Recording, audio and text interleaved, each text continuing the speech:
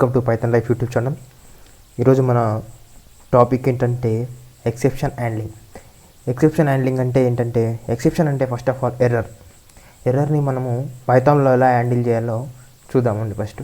అయితే exception హ్యాండ్లింగ్లో first of all మనకి ఏమేమి ఉంటాయంటే ట్రై, క్యాచ్, దాని తర్వాత ఎల్స్, దాని తర్వాత ఫైనలీ ఉంటుంది. ఫస్ట్ ఎక్సెప్షన్ అంటే ఏంటో చూద్దాము. ఎక్సెప్షన్ హ్యాండ్లింగ్ అంటే మీకు ఇప్పటికే చెప్పినట్లే, when an error occurs or exception as call it, Python will normally stop and generate an error message.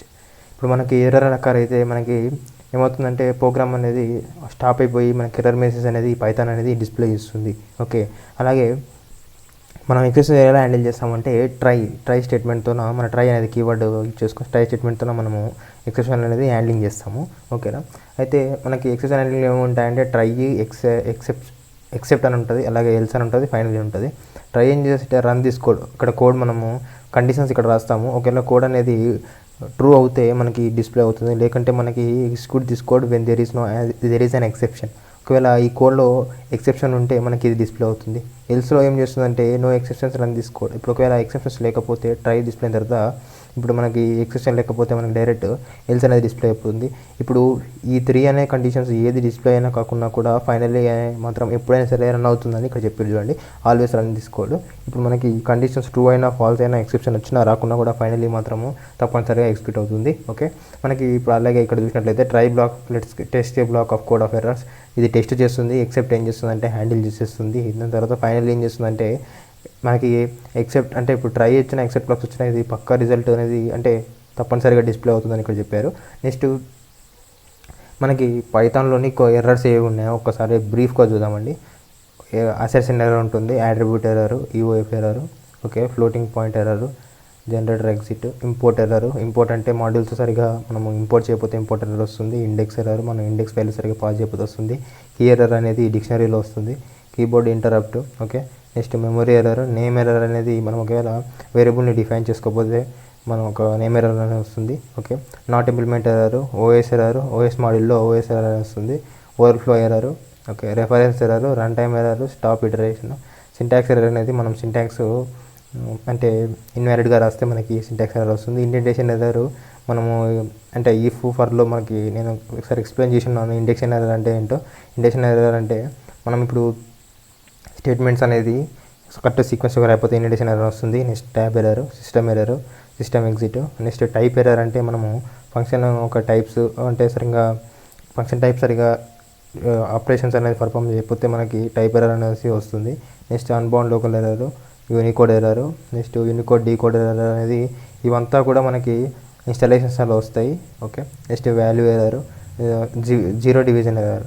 Value error అంటే మనకి ఇప్పుడు చూసినట్టయితే raised when function gets an argument of correct but improper value అని వచ్చినప్పుడు, value అనేది improper వచ్చినప్పుడు value error వస్తుంది. అదే జీరో డివిజన్ బై అంటే ఇప్పుడు సంథింగ్ డివైడెడ్ బై జీరో ఇచ్చినప్పుడు జీరో డివిజన్ ఎర్రర్ వస్తుంది.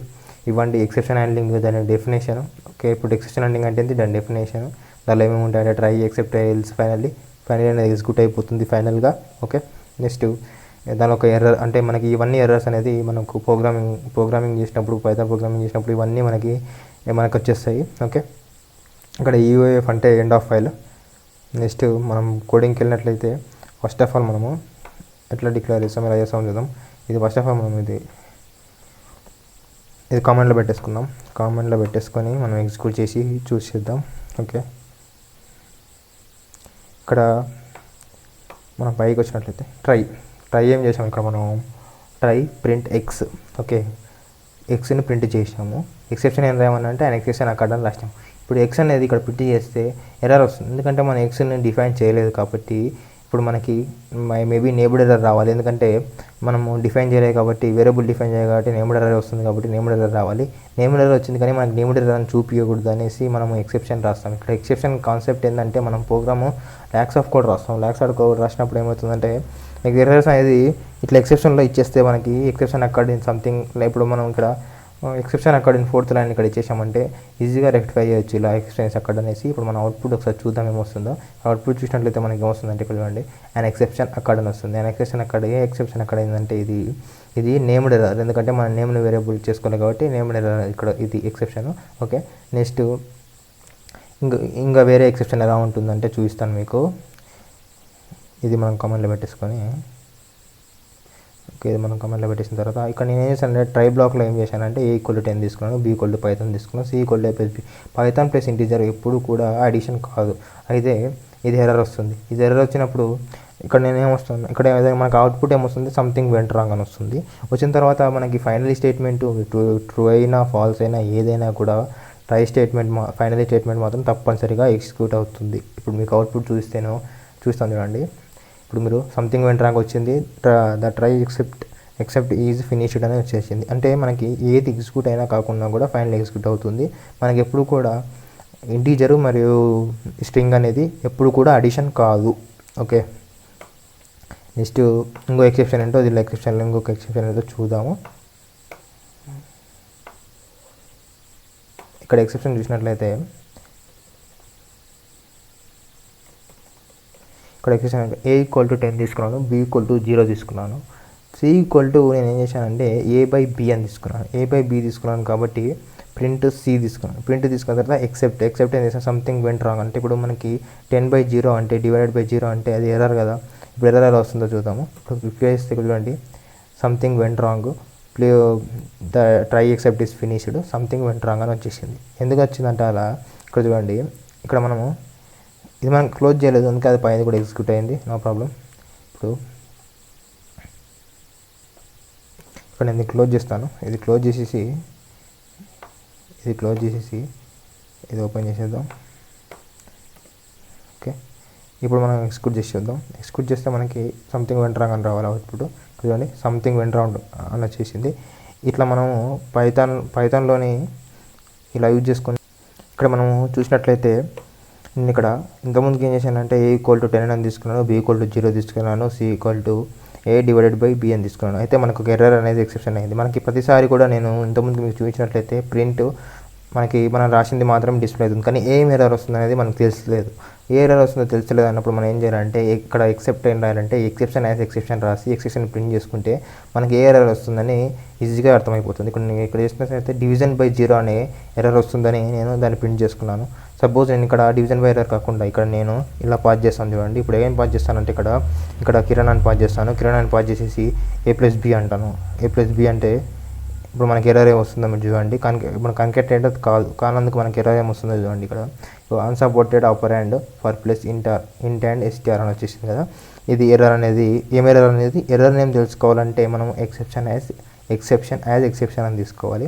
సపోజ్ ఇంకో ఏమైనా ఎర్రర్ ఉంటే చూద్దామండి. ఇట్లా ఎర్రర్ అంటే ఇంకోటి నేను ఇప్పుడు ఏం చేశానంటే సింటాక్స్ అనేది తప్పిద్దాము. సింటాక్స్ అనేది తప్పేలా ఇద్దామంటే ఇప్పుడు B అని ఇచ్చేసి ఓకే, B వేయకుండా ఇప్పుడు మనము C అనేది వేరియబుల్ క్రియేట్ చేసుకోలేదు కదండి. మనం ఇప్పుడు దీన్ని ఎగ్జిక్యూట్ చూద్దాం, ఏమొస్తుందో చూద్దాం. C అనేది క్రియేట్ చేసుకోవాలి కదా. ఇప్పుడు name C is not defined అని వచ్చింది. ఓకే, అట్లా మనకి ఎర్రర్స్ అనేది అట్లా రెక్టిఫై అవుతాయి. ఇప్పుడు సపోజ్ నేను ఏం చేస్తానంటే ఇక్కడ A=10 తీసుకున్నాను. A=10 తీసుకున్న తర్వాత నెక్స్ట్ ఇంకెలా తీసుకోవాలంటే మనకి కొన్ని ఎర్రర్స్ ఉంటాయండి, అంటే ఎండ్ ఆఫ్ ఫైల్ ఎర్రర్స్, ఇంతకుముందు చూపించగా ఎర్రర్స్ అన్ని ఇలా రెక్టిఫై చేస్తాము. ఇప్పుడు నేను ఇక్కడ ఇప్పుడు నేను ఇక్కడ నేను ఏమి ఇస్తానంటే పైథాన్ అని ఇస్తాను. పైథాన్ అని ఇచ్చేసి